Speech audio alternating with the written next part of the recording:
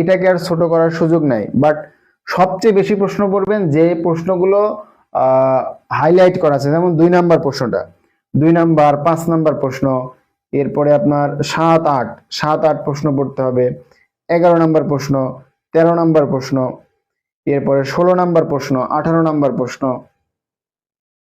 আচ্ছা, এরপরে দেখেন 21 22 নাম্বার, অর্থাৎ এখানে যে টোটাল 22টা প্রশ্ন আছে আপনাকে অবশ্যই পড়তে হবে, পড়াশোনা করতে হবে। ঠিক আছে, পড়াশোনা করতে হবে। কিন্তু আপনাদের 8টা প্রশ্ন থাকবে, এক্ষেত্রে আপনাকে কয়টা প্রশ্ন লিখতে হবে?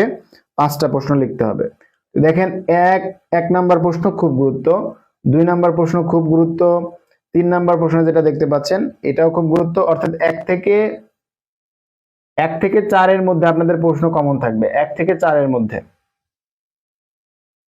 আচ্ছা, এরপরে আপনাদের এরপরে দেখেন 6 নাম্বার প্রশ্নটা গুরুত্বপূর্ণ, অর্থাৎ 1 থেকে 4 নাম্বার প্রশ্ন পড়তে হবে, 1 থেকে 4 নাম্বার প্রশ্ন পড়তে হবে।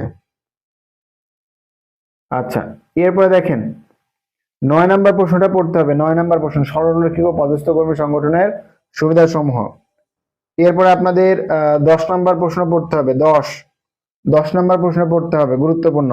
এরপরে আপনাদের পড়তে হবে 14 15, এরপরে হচ্ছে এই মোটামুটি যেগুলো হাইলাইট করা আছে লাল কালিতে। আর আমরা টোটাল প্রশ্ন রেখেছি গ পার্টের জন্য 17টা। এখন এই যে খ পার্ট এবং গ পার্টের যে প্রশ্নগুলো আছে, এটা কোনোটা গ পার্টেরটা খ পার্টে আসতে পারে,